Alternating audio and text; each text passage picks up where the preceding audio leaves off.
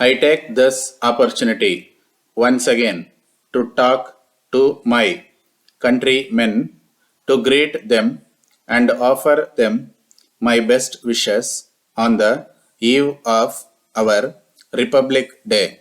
On the occasion of the Republic Day that we are celebrating, it is well to remember that our Republic is still young, but it is growing at a pace which fills our hearts with pride and gives not only us but to our friends outside as well a sense of satisfaction.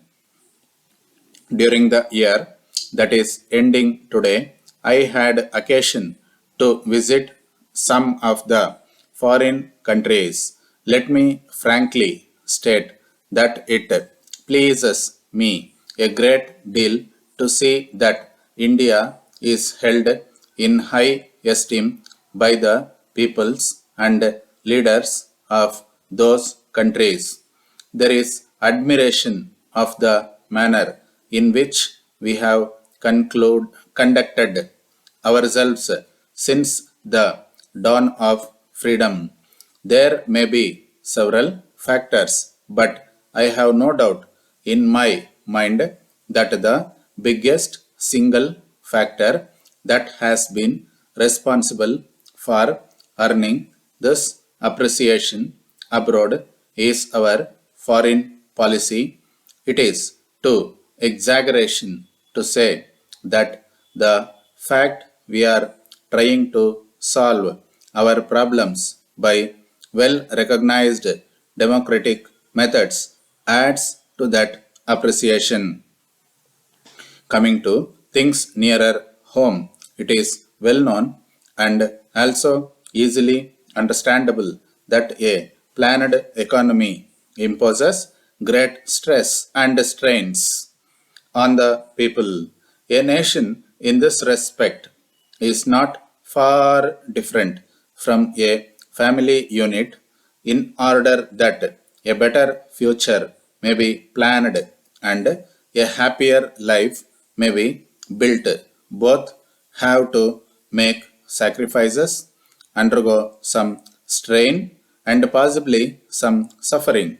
If, therefore, our planning has imposed any such hardship on certain sections of our people, it is expected that in the larger interests of the nation and a brighter and happier future, these will be faced without protest. What is of utmost importance is the spirit of sacrifice, the willingness to give voluntary in the present in order to have more in the future through our own efforts. It would be wrong to imagine that austerity as a virtue belonged only to the past, or that the spirit of sacrifice is not needed to build up a free nation.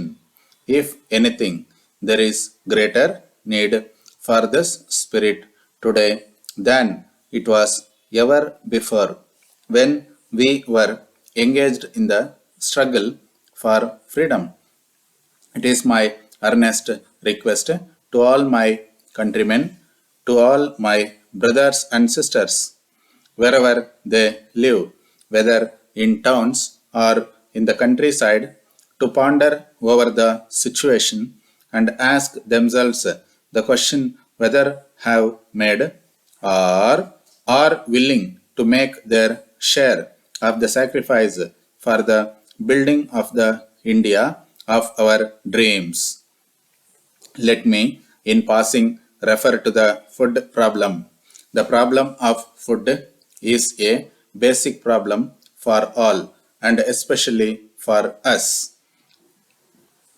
With our great traditions of agriculture going back to centuries and the capacity for work and intelligence of our people, It is really a matter of shame that we should have to look to other countries for food and spend hundreds of crores of rupees on importing it.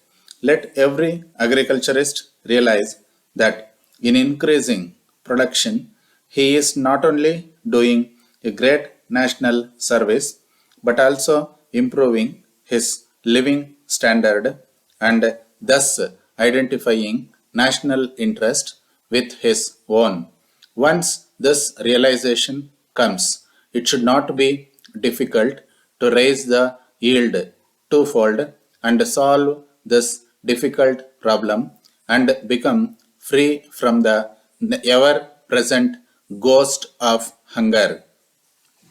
Brothers and sisters, I would ask you to pause and think of the great opportunity that has come your way and the heavy responsibility that has fallen on you. The task of raising a neat edifice has been entrusted to you.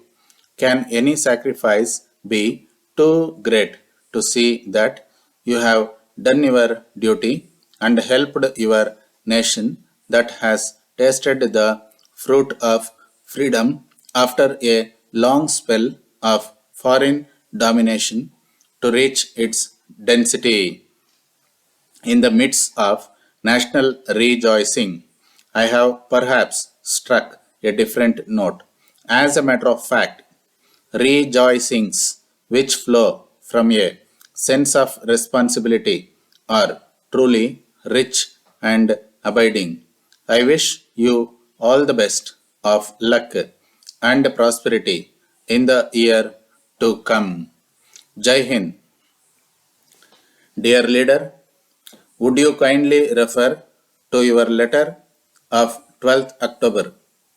Ever since I have received this reply from you, I have been studying its implications and am now compelled to renew my request to you to bestow greater attention to this very important problem of the country. I have addressed a similar letter to your colleague and am awaiting reply from him. I do not deny that a few of the open market recruits to this cadre are up to the mark and are rendering a good account of themselves, but the hard fact is that most of them are completely ignorant of the countryside and its problems. It is not possible to expect that these will deliver the goods to the millions in India in its proper perspective.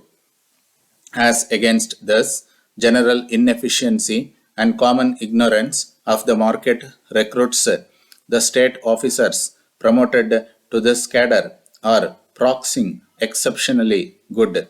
Your view that the lower ranks of the civil service lack initiative and find it difficult to deal with problems when placed in positions of responsibility, I am afraid is not correct.